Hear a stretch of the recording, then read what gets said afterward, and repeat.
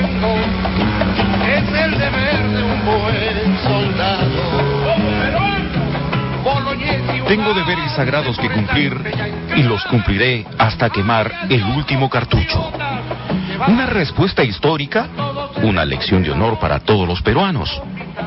Don Francisco Bolognesi Cervantes, el valiente coronel que murió quemando el último cartucho, es uno de los grandes peruanos del Bicentenario por RPP Noticias.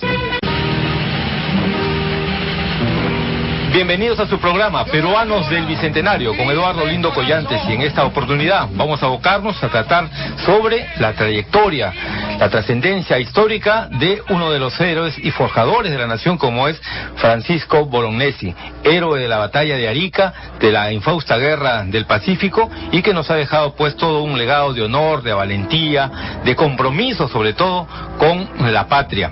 Pero no solamente vamos a conocer en esta oportunidad la trascendencia militar de Francisco Bolognesi, sino también sus otras actividades, cómo él era como persona, a qué se dedicaba antes de la guerra, qué actividades cumplía, dónde se encontraba, quiénes son sus padres, cuáles fueron sus orígenes de Francisco Bolognesi. Todos estos detalles los vamos a conocer aquí, acompañados de nuestros invitados, por cierto, de Memi Ragus Bolognesi, quien es la tataranieta de Francisco Bolognesi. También tenemos acá la compañía del teniente historiador del ejército peruano, Cristian Rodríguez, y del historiador y coautor de un libro sobre Bolognesi, Mauricio Novoa. Vamos con el teniente historiador del ejército peruano, Cristian Rodríguez. Cristian, cuando llega la guerra del Pacífico, Bolognesi parece que ya se había retirado más bien de las actividades militares, pero es convocado nuevamente. ¿Qué ocurre para que Bolognesi sea convocado? ¿Era ya un militar de gran trascendencia en ese entonces? Bueno, antes de empezar quisiera saludar a todos ustedes. En realidad quiero hacer extensivo el saludo fraterno del señor general de ejército, Ronald Emilio Hurtado Jiménez, comandante general del ejército, y del director de informaciones del ejército, el señor general de brigada, Oreste Martín Vargas Ortiz. Al respecto, yo quisiera comentar de que era muy común que durante la época un poblador peruano, comerciante, trabajador, sea experto en armas, supiera disparar a la perfección. O sea, el vínculo en lo que dentro de lo que va a ser un civil y un militar no está tan diferenciado. ¿Y eso a qué se debía? Eso se debía al mismo contexto en el cual nos encontrábamos. Tanto la primera como la segunda mitad del siglo XIX nos encontramos dentro de una etapa bastante conflictiva. Guerras sociales, conflictos entre principales líderes políticos, Vivanco, Castilla, el caudillismo, ¿no? El caudillismo del siglo XIX, y eso generó que mucha población civil se aunara a causas que podrían ser constitucionalistas o conservadoras dentro del ámbito ideológico y después político. Y eso es parte de lo que también encarna o resume la persona de Francisco Bolognesi. Efectivamente. ¿Y por qué comento esto? Porque Francisco Bolognesi está muy vinculado al gobierno de Castilla. ¿Por qué le digo esto? Castilla, como usted bien sabe, pues ha sido presidente del Perú 2 veces, y también era un eminente líder político y militar también. Sin embargo, dentro de sus tantas correrías por defender la Constitución liberal, él se va a enfrentar a Manuel Ignacio de Vivanco, y en una de estas anécdotas vamos a encontrar quien va a ser más adelante gran mariscal del Perú, Francisco Bolognesi, quien en una anécdota contada por Ricardo Palma, él se encontraba pues previo a la batalla de La Palma, y es ahí donde de manera casual va a recibir 2 tiros. Uno le va a volar el sombrero y el otro le va a caer en el caballo, cosa que va a generar en el héroe que se caiga del caballo e inmediatamente reaccione contra una posición política. Ahora, eso era, ¿de qué época estamos hablando? Estamos hablando de la segunda mitad del siglo XIX, 1850, 1854. Y que no habían pasado muchos años, 20, 30 años de la independencia del país, ¿no? Efectivamente, y es más, o sea, muchas personas piensan que Francisco Bolognesi no nació en Lima, sino en Arequipa. Ahora ya sabemos que nació en Lima. Otra característica de Bolognesi es que muchos dicen Bolognesi era contador. Sin embargo, el término para identificar la profesión de Francisco Bolognesi, recordemos que él nació en un periodo colonial, era tenedor de libros. ¿Qué es un tenedor de libros? Es aquella persona que se encarga de administrar el negocio, de pagar los gastos, ¿no es cierto?, de ver cuáles son las inversiones a futuro. O sea, era una suerte de administrador de empresas, ¿no?, para la época. ¿Pero solamente de una sola empresa o era de varias ahora como una especie de contador contemporáneo? Podría ser, ¿no? O sea, él trabajó en varias casas comerciales, no solamente en Arequipa, una de las más conocidas era Libris y Bioler, ¿no? Entonces, no solamente se dedicó a esa actividad, sino también Francisco Bolognesi se dedicó al negocio de la cascaría y el cacao. Tanto es así que tuvo que internalizarse en parte de la ceja de selva peruana para poder él proveerse de este material, porque era muy cotizado en la época. Entonces eso le permitió a él poder financiar la educación de sus hijos y alimentar a su madre, ¿no?, y a sus hijos posteriormente. Ahora, ¿qué nos dice Mauricio Novoa, historiador y coautor de libros sobre Bolognesi? ¿Era Bolognesi una persona de un estatus económico acomodado? ¿Era más bien de una clase media baja? ¿Cómo era la situación económica de Bolognesi? Mira, yo lo que quisiera es digamos, retomar, porque creo que es muy interesante, la estructura de lo que era el ejército en el siglo XIX. Porque es un ejército en donde las fronteras entre el mundo militar y el mundo civil eran sumamente porosas. Es decir, el ejército peruano republicano tiene como base las milicias virreinales. Entonces, ¿qué era un miliciano en esa época? Era una persona que ejercía su profesión, o era un notable, o era un terrateniente, que a su vez estaba adscrito a una unidad militar y, digamos, los fines de semana o cada cierto tiempo formaban, hacían entrenamientos militares, etcétera. Y solamente una parte del ejército era lo que hoy día podríamos llamar un ejército profesional.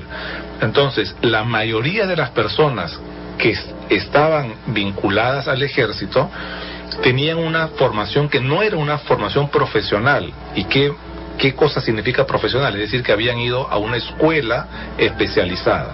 Este fue el caso de Bolognesi. Bolognesi no fue a un militar de carrera, a un instituto de instrucción, porque la formación a comienzos del siglo XIX se hacía directamente en los cuarteles. Uno entraba como cadete, incluso a edades que hoy día serían impensables. Echenique fue teniente a los 14 años. Y los ascensos y la carrera dependía de tu actuación en el campo de batalla y del favor, digamos, o tu cercanía al general o al gobernante de turno. Ahora, no había una carrera estructurada como hay ahora. ¿Bolognesi a los cuántos años ingresa ya? No, él entra más bien tardíamente. Efectivamente entra en su bautizo es en el combate de la Palma, e inmediatamente ¿qué edad tenía inmediatamente entonces, asciende, creo que son 30 años. 30 años, ya sí, bastante mayor, digamos, para... No, en realidad, tenía? 30 y tantos, sí, ¿no? en realidad para la época, digamos que su bautizo va a ser la batalla de La Palma, pero van a haber otros acontecimientos que van a generar la participación de Bolognesi. Pero ¿a qué edad entra? ¿Tú sabes la edad exacta, no? Habría que pero digamos que estaría más o menos en el rango de los 30 años. Así es. Entonces él asciende muy rápido, o sea, llega a ser sargento mayor casi inmediatamente. O sea, te daban el grado ahí. ¿Y eso a qué se debe? Bueno, se debe a que no era un ejército profesional. Sí, pero tiene que haber alguna valoración, a eso me refiero. Es que la forma como se entendía la profesión militar es que la formación tú la recibías dentro del cuartel. Y más aún, no solamente dentro del cuartel, sino dentro de un regimiento específico. Y esos regimientos o esas unidades dependían del sitio donde tú habías nacido. Entonces, típicamente un tacneño o un cusqueño iba a servir por ejemplo, el cusqueño en el regimiento Cepita. Las personas que vivían en Arequipa, como el caso de Bolognesi, en el batallón Libres de Arequipa. Y eso tiene una tradición virreinal. Entonces, tu formación la hacías así. Empezabas en tu localidad y tu formación era dentro de ese cuartel, y tus ascensos dependían fundamentalmente de tu desempeño en el campo de batalla. Ahora, cuando ocurre la guerra, Bolognesi ya no estaba en pleno ejercicio de acciones de armas. Él no era un militar en actividad, para decirlo en términos contemporáneos, ¿no? Efectivamente. Hay que entender también de que son muchos los que no están en actividad. Sin embargo, ellos, una parte son llamados otra vez al servicio, y otros de alguna manera son voluntariamente se presentan para retomar nuevamente sus grados, con grados de tenientes coronel o coroneles. ¿En el caso de él se presenta voluntariamente o es En convocado? el caso de él, no es convocado Bolognesi, otra vez para asumir el mando. Sin embargo, él tenía una profesión o tenía una especialidad, como es en el campo militar. En el campo militar hay especialidades, para decirlo en términos modernos, ¿no? O sea, tenemos armas, como el caso de la caballería, la artillería, la infantería. Entonces, Francisco Bolognesi era del arma de artillería. ¿Y a qué me refiero con esto? Es que él estaba muy interesado y era un estudioso de la tecnología de los cañones. Tanto es así que se va en 3 oportunidades a Europa a comprar armamento para el ejército peruano. Por encargo del presidente, de pronto, por ¿no? encargo del presidente. Ya. Entonces, él va a ser uno de los primeros en traer la moderna artillería que vamos a utilizar nosotros, por ejemplo, en el combate del 2 de mayo. Él va a traer los cañones Blakely, que normalmente se le dice cañones Babaseur. ¿Pero por qué se le dice Babaseur? ¿Por qué? Porque Dice. fue Jacobo Babaseur el inventor de los Blakely. Entonces tenemos un cañón Muy Blakely, modernos para la época, seguro. efectivamente, y que él no los trajo, dada la peculiaridad. Cuando surge el combate del 2 de mayo de 1866, Francisco Bolognesi había enviado por barco los cañones, que son los que después se van a utilizar. Entonces, él no solamente compra eso, sino también compra sables, compra revólveres y compra rifles y la mayor tecnología militar para la época. Ahora, usted comprenderá que del 66 al 79 la tecnología va a cambiar abismalmente. Si en la actualidad No parecen ser muchos años, ¿no? ¿Cuántos hay? Hay 13 años, nada más de 13 años, diferencia. pero aunque usted no lo crea, la tecnología militar cambió mucho. Ya. Y eso se debió quizás al escenario de donde venían las armas, donde la dinámica quizás de las confrontaciones eran más intensas que... Más que todo porque habían nuevos creadores y nuevas empresas que ofrecían nuevos productos a mayor escala, ¿no? Bueno, como de costumbre, ¿no? Todo está en plena evolución. Efectivamente, o sea, si usted ve en la actualidad, la tecnología cambia en meses nada más. Ahora, en 13 años, la tecnología va a cambiar abismalmente. Y si tenemos a un país que tiene objetivos militares y de expansión territorial, ¿no es cierto?, que fue el caso de Chile, ¿cómo no va a poder adquirir con mayor interés esta tecnología? Era obvio que en alianza con otros países, como el caso de Inglaterra, u otra potencia, podían adquirirlos, ¿no? Entonces estamos en esta etapa importante, por cierto, con un Bolognesi ya incorporado plenamente a la actividad militar debido a esta declaratoria de guerra por parte de Chile. Pero vamos a ver y explorar en este segundo segmento aspectos importantes de lo que significó o cómo fue la vida. Ya hemos conocido que él se dedicaba al tema de contador de libros.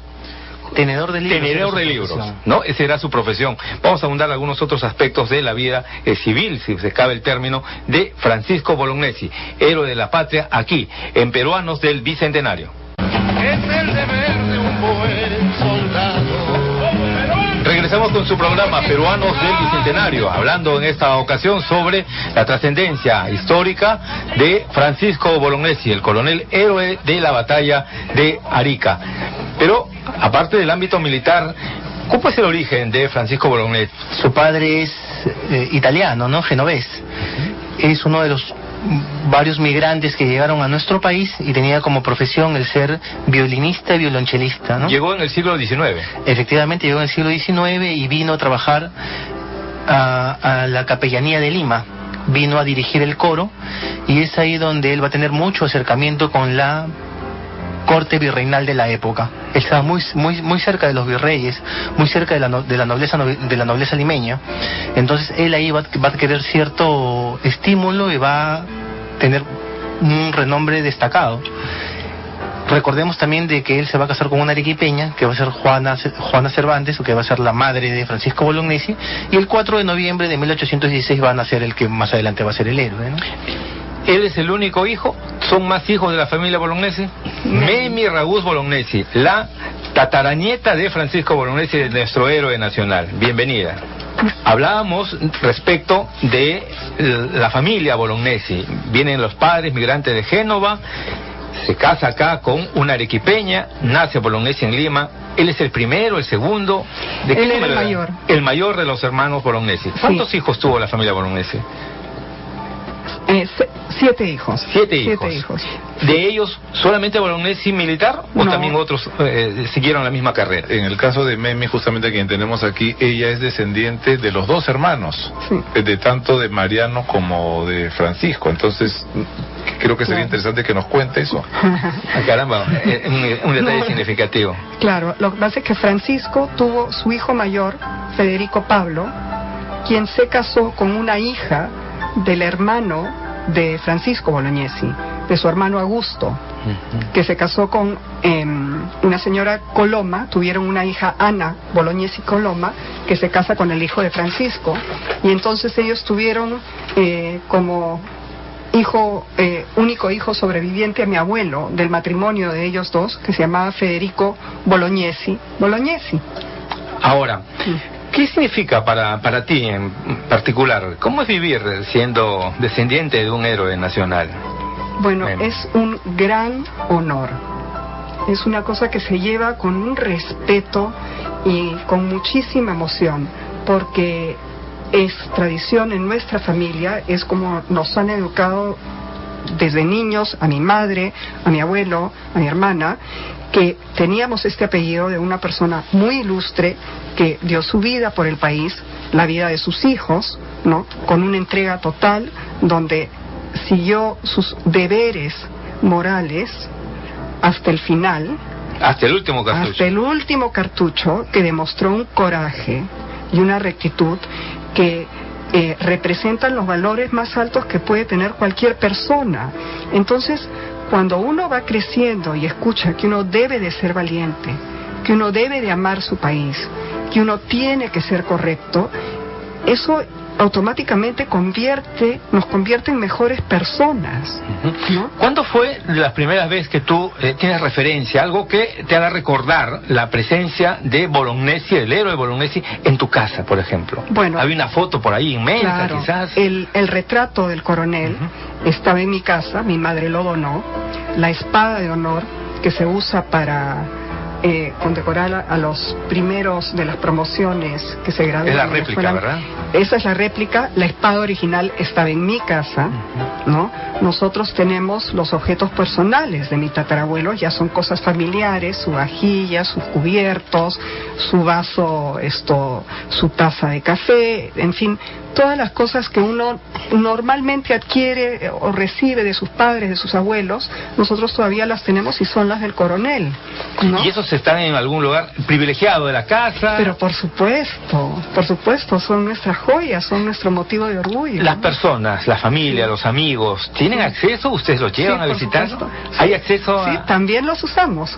¿También los usan? Claro, ¿En pleno? claro. No. En ocasiones muy importantes, Por ejemplo, ¿cuáles son estas ocasiones? a ver, un cumpleaños de mi mamá, si vamos a servir pescado, por supuesto que sacamos los cubiertos del coronel. Están en perfecto estado. porque ¿Cubiertos especiales de algún material en particular? en esa época se utilizaba el plaqué, tienen unos mangos de marfil con sus iniciales, cada hoja tiene un paisaje grabado, paisajes marítimos, paisajes campestres. Claro, se tratan con una delicadez extrema y sabemos lo que estamos haciendo si queremos honrar a una persona o una ocasión muy especial.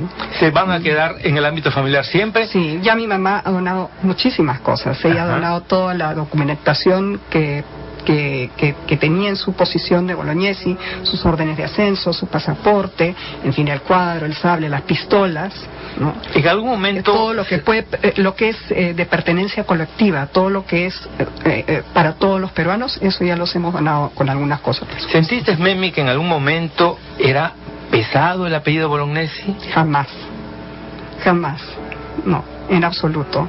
Es únicamente un motivo de orgullo y es algo que motiva a que uno sea una mejor persona.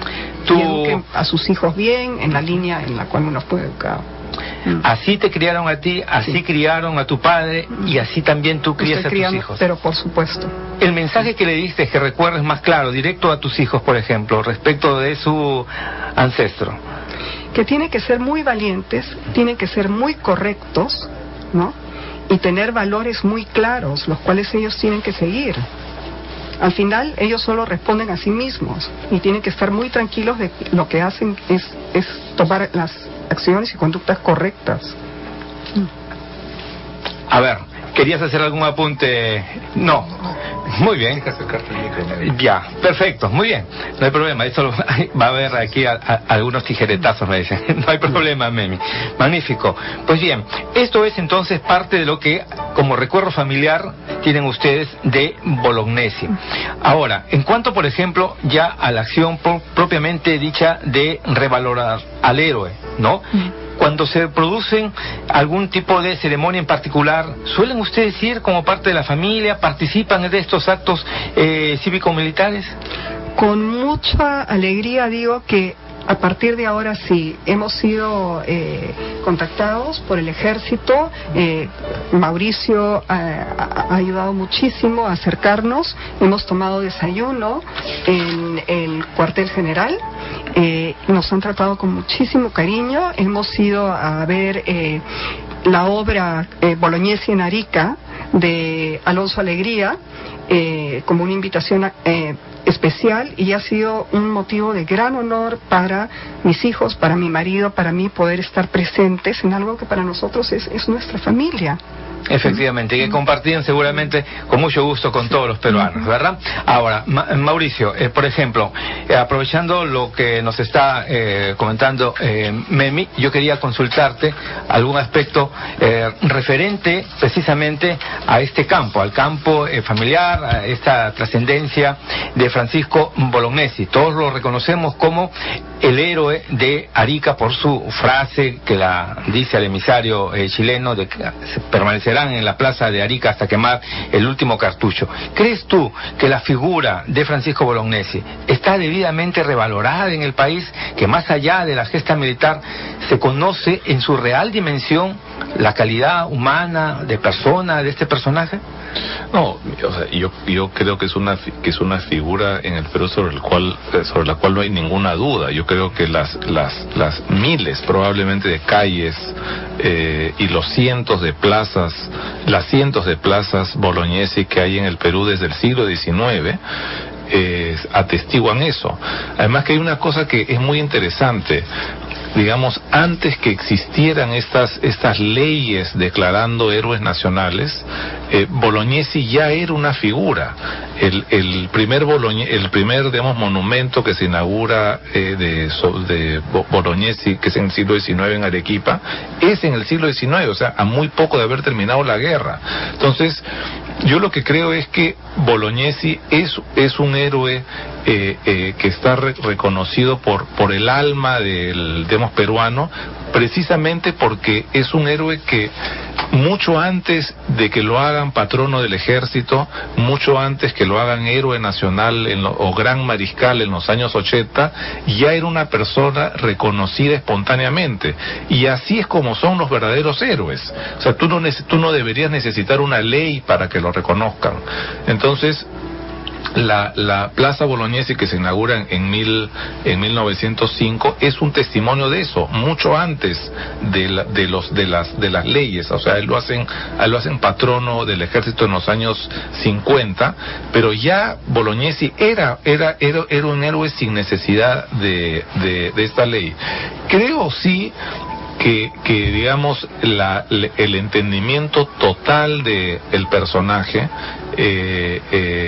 es una cosa sobre la cual se está trabajando. Hay un libro próximo que viene sobre él, y es algo en lo cual se debería ahondar para entender que el militar peruano del siglo XIX no eran solamente personas que estaban bajo un caudillo, no eran personas digamos que actuaban de acuerdo a lo que el caudillo de turno quería, sino muchos de ellos, precisamente como en el caso de los hermanos Bolognesi. Hay una linda carta de Mariano Bolognesi en donde él renuncia a su condición de militar cuando eliminan la Constitución del año 56, que refleja, igual que Grau cuando reacciona frente al golpe de los hermanos Gutiérrez, que hay militares constitucionalistas. Es decir, creo que hay un entendimiento equivocado de lo que es este mundo de los caudillos y lo que se llaman golpes, digamos, militares que es, si quieres, incompleto. Habían militares constitucionales y muchas de estas revoluciones se daban por una motivación constitucional, porque entendían que el gobierno en ese momento había sido, digamos, tiránico, ¿no? Había vulnerado la ley y el marco constitucional. O sea, esta carta digamos, Mariano Bolognesi es una carta preciosa. Perfecto, Mariano. Algo para cerrar este capítulo, Memi, la tataranieta de Francisco Bolognesi. A los Francisco le llaman Pancho. ¿Hubo algo así, un sobrenombre? No, nunca. Carta digamos, Mariano Bolognesi es una carta preciosa. Perfecto, Mariano. Algo para cerrar este capítulo, Memi, la tataranieta de Francisco Bolognesi. A los Francisco le llaman Pancho. ¿Hubo algo así, un sobrenombre? No, nunca. No, Francisco. Para el héroe. Francisco, así a secas. Sí, bueno, yo creo que Coronel Bolognesi lo llamarían. ¿En la familia también? ¿En el ámbito familiar? No. Lo que sí sé es que ha habido mucho respeto en cómo se ha hecho referencia a él, porque nosotros tenemos un diario que llevó mi abuelo, donde escribió con mucho detalle toda su ascendencia, la vida de su padre y de su abuelo, que era el coronel Francisco.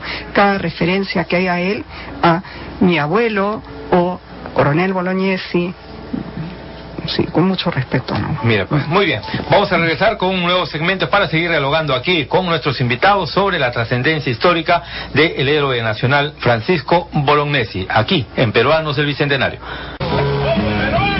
Estamos con su programa de Peruanos del Bicentenario, dialogando aquí en los estudios con Cristian Rodríguez, teniente historiador del ejército peruano, Mauricio Novoa, historiador y coautor del libro sobre Bolognesi, y Memi Ragus Bolognesi, tataranieta de el héroe Francisco Bolognesi. Queríamos tocar en esta parte, si nos permite, teniente Cristian Rodríguez, algunos aspectos relativos, por ejemplo, a este pasaje importante, que es una de las batallas que dentro del contexto de la Guerra del Pacífico logra ganarlas el ejército peruano. Nos referimos a la batalla de Tarapacá, que es previa a la batalla de Arica, por cierto.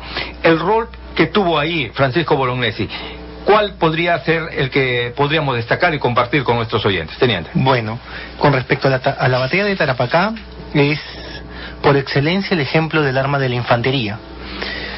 ¿Por qué le digo esto? Porque aquí destacan muchos personajes y también destaca la participación tanto del campesinado como del soldado que está acompañándolos a ellos. Y quiero ser un poco más específico. La defensa de Tarapacá en realidad es la defensa de una región bastante rica por sus recursos naturales, y es ahí donde se centra la principal defensa de nuestro ejército. Sin embargo, tenemos figuras sobresalientes como el caso de Andrés Avelino Cáceres, como el caso de Alfonso Ugarte, como el caso de Francisco Bolognesi, que son los principales artífices de que esta batalla se dé. Estaban los tres personajes, participan de este escenario. Participan de este escenario y finalmente se logra la victoria con ellos. Es más, es aquí donde, por cuestiones del azar del destino, el ejército peruano quiere hacer un repliegue estratégico, y es ahí donde por una neblina se logra topar con el ejército chileno, y es ahí donde nosotros, carentes de recursos, pero con una infantería bastante fuerte, y con Cáceres a la cabeza, que es el patrón del arma de infantería, cuerpo a cuerpo es que se logra vencer a gran cantidad de soldados del ejército chileno. ¿Había mucha diferencia? Había mucha diferencia, de 4-1 más o menos. 4-1, impresionante. Efectivamente, pero no solamente lo logra el ejército, sino que también participa la población local.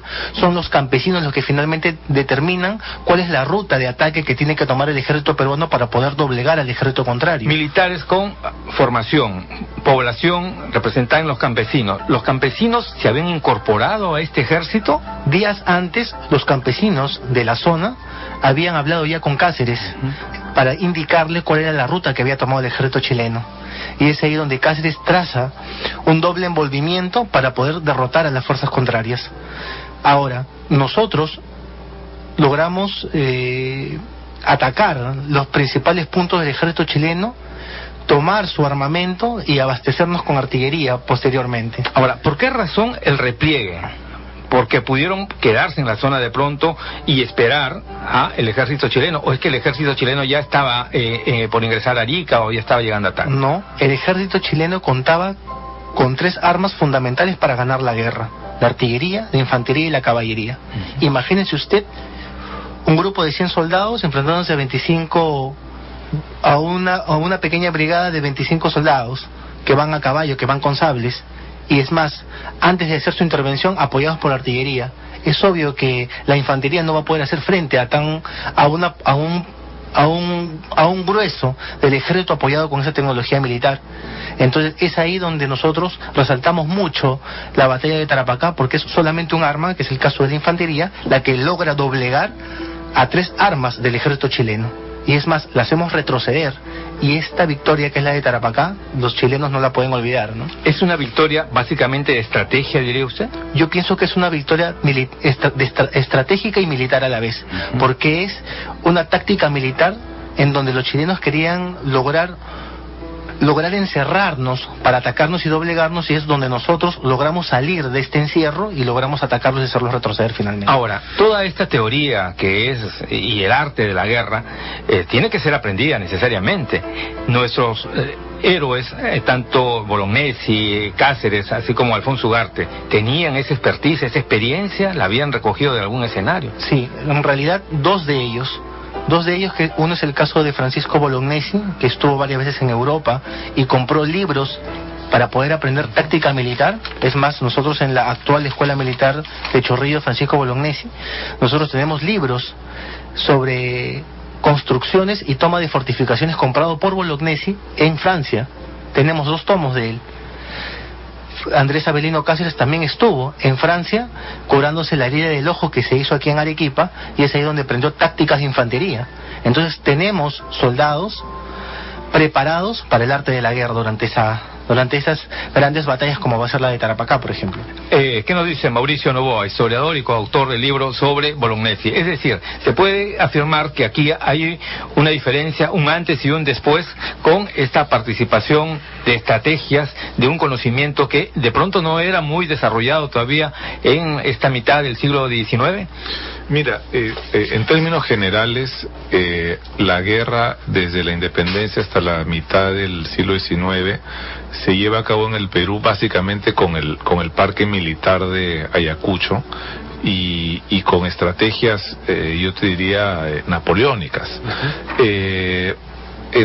A partir de la segunda mitad del siglo XIX, con la prosperidad del Perú, digamos, producto del guano, es que nos permite 2 cosas que son importantes: reformar nuestro armamento militar y modernizarlo, y por otro lado ir enviando, como ha dicho Cristian, a personas a perfeccionarse en Europa, sobre todo en aspectos técnicos, en la artillería, en la ingeniería, sin existir todavía una escuelas militares profesionales como las entendemos ahora. Pero hay un interés por los gobernantes y hay una conciencia entre los gobernantes que los militares tienen que prepararse de manera técnica, utilizando los avances de esa época, para tener una digamos, guerra más, digamos, moderna. ¿Es ahí donde se sientan las bases de lo que hoy tenemos en las instituciones armadas del país? Bueno, creo que se sientan las bases, o por lo menos la conciencia, que los militares tienen que ser profesionales en lo que hacen, y así como digamos, hay esta idea de Bolognesi como una persona honorable en todo sentido, durante su vida y en el momento final en Arica. Hay también un Bolognesi que es el Bolognesi profesional, que es una persona que entiende que parte de su deber es también perfeccionarse, y en ese momento existieron las circunstancias para que eso se haga, pero él digamos, representa ese momento de cambio dentro del ejército peruano. Es una persona que se perfecciona, que va a Europa, que aprende sobre artillería, y eso es algo que es importantísimo, ¿no? Ahora, ¿nos hubiera ido mejor si Perú, el ejército peruano que había triunfado en Tarapacá, hubiera tomado una decisión diferente y no replegarse a Arica, crees tú, teniente? Mire, yo no puedo hacer un análisis de lo que pudo haber sido. Así nos forman a los historiadores. Sin embargo, las circunstancias se dieron de una manera, y sobre esa manera nosotros tenemos que aprender las lecciones. Arica, que es lo que va a venir, lo que va a sobrevenir después, que es una batalla importantísima para nosotros, el 7 de junio de 1880, en el cual, a raíz de eso, nosotros celebramos el Día de la Bandera, tiene muchos personajes y tiene muchas respuestas también. Y una de ellas es la que se da días antes al sargento mayor Juan de la Cruz Albo, cuando Bolognesi le dice: tenemos deberes sagrados que cumplir, tenemos deberes sagrados que cumplir y los cumpliremos hasta quemar el último cartucho. Esta frase simboliza el heroísmo, la valentía y la decisión, no de un hombre, sino de un grupo de hombres que decidieron defender el honor nacional hasta con la última gota de su sangre. Nosotros, el ejército peruano, se siente orgulloso de tener a un patrón institucional de la talla de Bolognesi y de él haber dado una respuesta tan determinativa para todos los peruanos. Sin embargo, nosotros somos un ejército que jamás ha sido derrotado, jamás nos rendimos. No derrotado, quiero ser más explícito, jamás nos rendimos. Usted no va a ver en la historia de la Guerra del Pacífico un ejército peruano rendido. Sin embargo, sí tenemos casos como en el ejército chileno, donde sí hemos capturado, por ejemplo, el transporte Rímac, y tenemos a un gran porcentaje de soldados bajando del transporte, caballos, etcétera, ¿no? Ese espíritu, esa diferencia que marca un soldado peruano con uno de otra nación, en este caso en el contexto de la Guerra del Pacífico con un chileno, ¿a qué se debe? Se debe en realidad a ese amor que tenemos por la patria, a ese cariño, a ese fervor que tenemos por la nación. Sin embargo, tenemos muchos casos durante la Guerra del Pacífico donde es destacable el accionar del soldado peruano. Nosotros tuvimos momentos muy difíciles, vivimos momentos muy difíciles durante la Guerra del Pacífico. Nosotros enfrentamos circunstancias aciagas, muy complicadas. Tanto es así que ni siquiera había manera de poder hacer una bandera. Nuestra bandera la hacíamos con la sangre de nuestros soldados. ¿Hay referencias de aquello? Efectivamente, hay referencias de ello. Impresionante. Es impresionante porque nosotros ni siquiera podíamos fabricar una bandera. Sin embargo, con la sangre de nuestros soldados las teñíamos de rojo, y con eso nosotros nos enfrentábamos al enemigo. También habían destacamentos, agrupaciones de diversas regiones. Teníamos cajamarquinos, teníamos arequipeños, teníamos cusqueños, teníamos gente de Ucayali, de las provincias, que formaban parte de un solo batallón.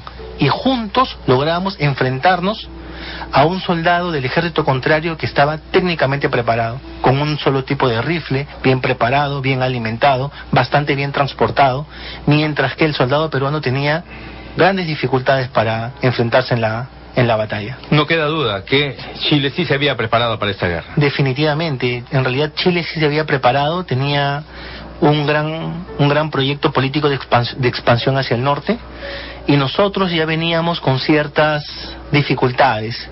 No teníamos gran cantidad de oficiales, tampoco teníamos un servicio militar obligatorio. Entonces enfrentábamos una época económica bastante difícil, mientras que al sur ya se venían preparando para un accionar militar bastante decidido, ¿no? Muchas gracias, el teniente historiador del ejército peruano, Cristian Rodríguez. Vamos a regresar, pero ya en el siguiente segmento, para conocer el 7 de junio, día de esta batalla importante para lo que significó la Guerra del Pacífico, la batalla de Arica. Al amanecer de ese 7 de junio es cuando se produce esta batalla, donde llega pues a la inmortalidad y trasciende el ámbito del país Francisco Bolognesi, el héroe nacional. Regresamos aquí en Peruanos del Bicentenario. Desdichado, un parlamento confiado. Estamos entonces aquí con el programa Peruanos del Bicentenario. 7 de junio de 1880, día importante, la batalla de Arica, aproximadamente pasado las 5 de la mañana. Es un escenario realmente complicado. Se sabe de la superioridad numérica del adversario, del ejército chileno frente a un grupo reducido encabezado por el héroe Bolognesi en el bastión de El Morro de Arica. ¿Cómo llega la información de que no tenemos apoyo de ningún otro batallón o contingente peruano y que Bolognesi tendrá que asumir la defensa del Morro? solo con las huestes que tiene. Y había, creo, una diferencia bastante grande, ¿verdad, Mauricio? Mira, era una diferencia inmensa. Yo creo que acá, digamos, hay varias lecciones para los peruanos, ¿no? La primera es entender la naturaleza del coraje, es decir,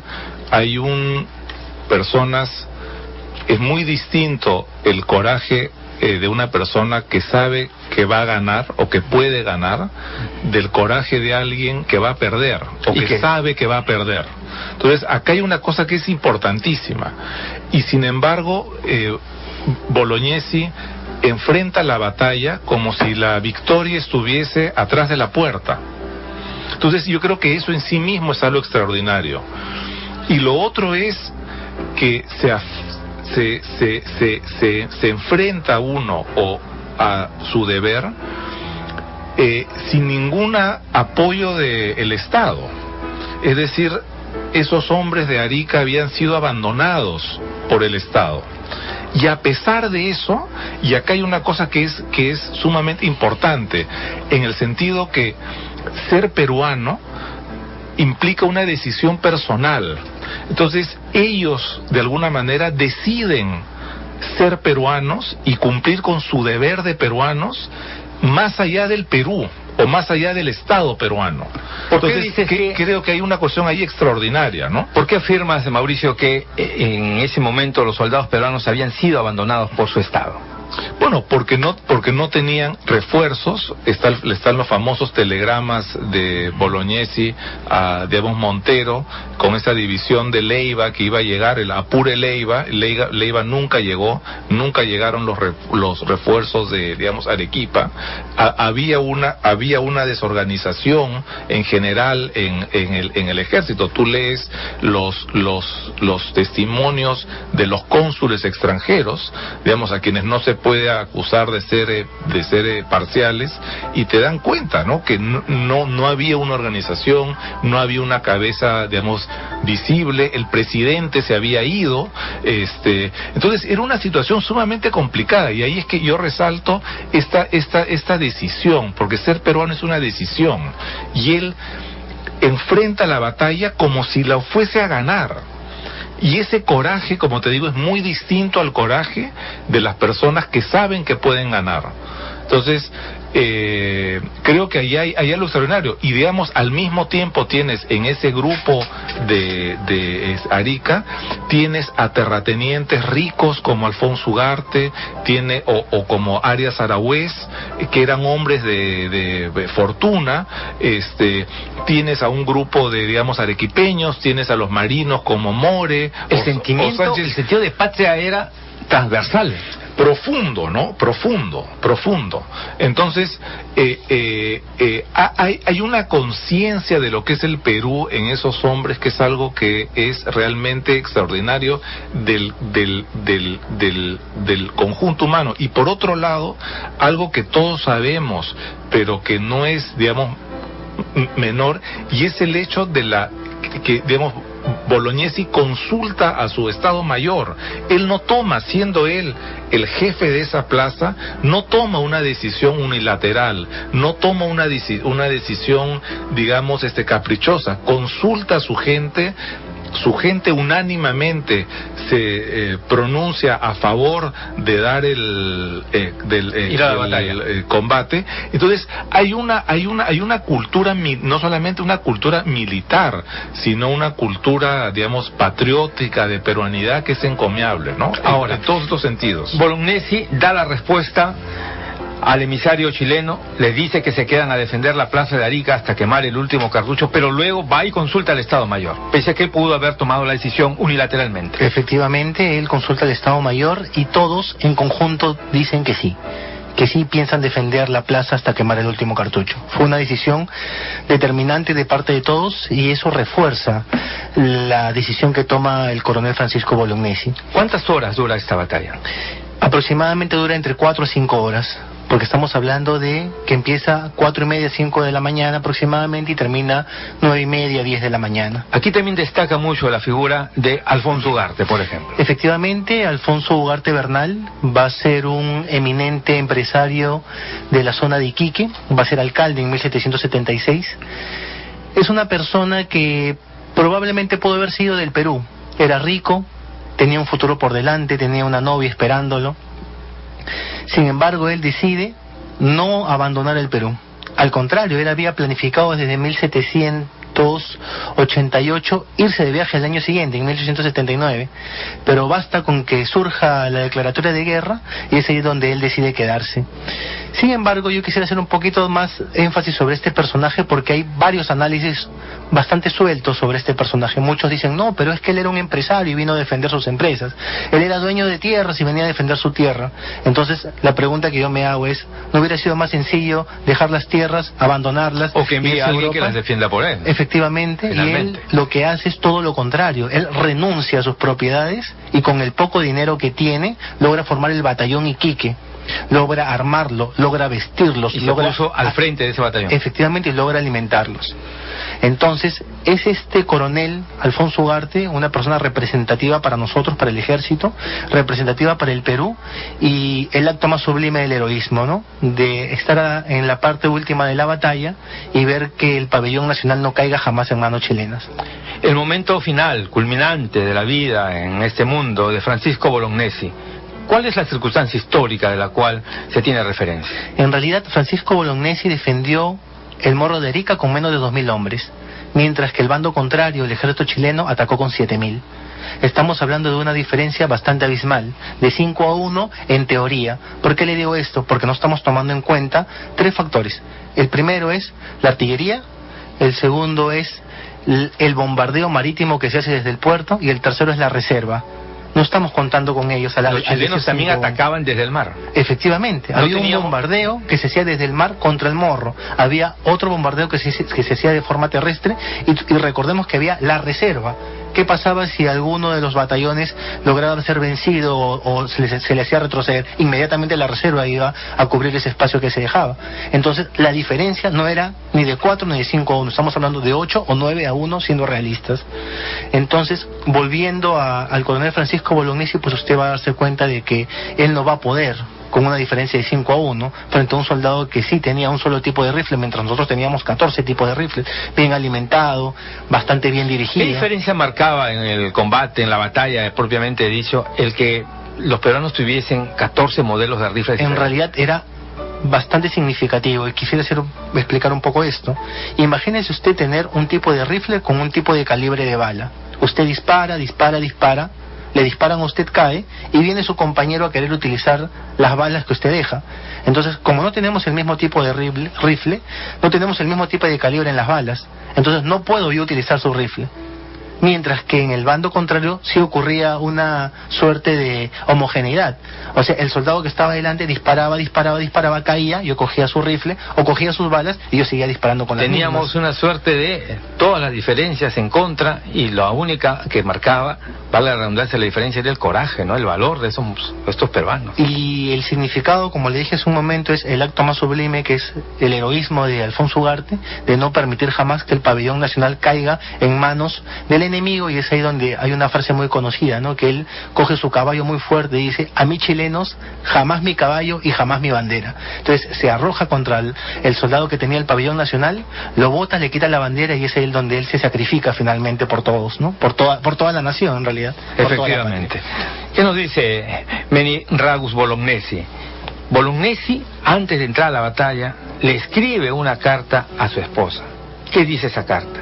Así es. Él, después de dar la respuesta, que sabe que es una batalla en la cual van a luchar hasta el último cartucho, él escribe a su esposa y le dice que no reclame nada, ninguna pensión del Estado, que no reclame ningún dinero, ni para ella ni para sus hijos, para que se sepa que su deber no tuvo precio. Yo creo que eso es algo muy importante y muy relevante a lo que vivimos hoy en día. Para esa época, para la anterior, para la de ahora y para el futuro, ¿verdad? Sí. ¿no? Ese nivel de compromiso que no se ve así nada más en la historia de nuestro país, y que es por ello que quizás es Francisco Bolognesi uno de los héroes importantes de nuestra nación, teniente. Efectivamente, no solamente eso, sino también es patrono de la institución, y bueno, y se le rinde honores también dentro de la escuela militar, ¿no? A nosotros nos forman en realidad tomando como ejemplo a Francisco Bolognesi, tomando como ejemplo su heroísmo, tomando como ejemplo su valentía y su sacrificio, porque es para nosotros la figura epónime por excelencia. Se le rinde tributo todos los días. Durante la tarde al coronel Francisco Bolognesi se menciona su nombre y se dice al final Gran Mariscal del Perú. Muy amable, muchas gracias por acá. Muchas gracias por haber compartido con nosotros en su programa Peruanos del Bicentenario sobre la figura y la trascendencia histórica del coronel Francisco Bolognesi. Estuvimos acá con nuestros invitados, el teniente Cristian Rodríguez, teniente historiador del Ejército Peruano, Mauricio Novoa, historiador y coautor de un libro sobre Francisco Bolognesi, y Memni Ragus Bolognesi, tataranieta de el héroe nacional Francisco Bolognesi. De esta manera llegamos entonces al final de su programa Peruanos del Bicentenario. Les adelantamos que para nuestro próximo programa tenemos un especial sobre la batalla de Arica, sus protagonistas y los hombres que murieron al lado de don Francisco Bolognesi, con la producción de Soledad Nalbarte, en control de audio y sonido el profesor Mario Roldán. Les agradece Eduardo Lindo Collantes.